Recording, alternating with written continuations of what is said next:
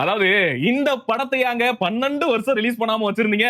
2013ல ஜனவரில நான் college first year படிக்கும்போது release ஆக வேண்டியிருந்த படம். இப்ப 2025ல பொங்கல்ல நான் என் பொண்டாட்டியோட போய் பார்த்துட்டு வந்திருக்கேன்னா, அப்ப அந்த படத்துக்கு எவ்வளவு எதிர்பார்ப்பு இருக்குன்னு பாருங்களேன்.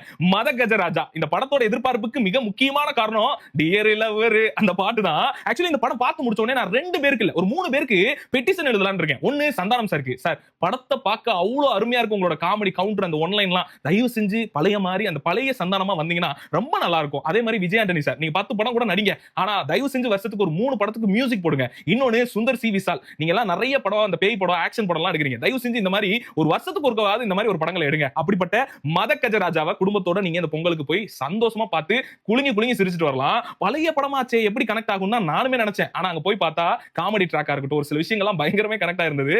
அண்ட் தென் முக்கியமா கடைசியில ஒரு பாட்டு, அந்த பாட்டோட லிரிக்ஸை கேட்டோன்னே தலைவே விஜய் ஆண்டனி விஜய் ஆண்டனி தான் அப்படிங்கிற மாதிரி இருந்ததுங்க. ரொம்ப ரெஃப்ரெஷிங்கா இருக்கு. நீங்க கண்டிப்பா போய் தியேட்டர்ல பார்க்கலாம். எனக்கு வந்து இந்த கலகலப்புவோட ஒரு இன்னொரு வெர்ஷன் பார்த்த மாதிரி இருந்தது. நீங்க பார்த்திருந்தீங்கன்னா உங்களோட கருத்து என்னங்கறத கீழ மறக்காம கமெண்ட் பண்ணுங்க. டடா.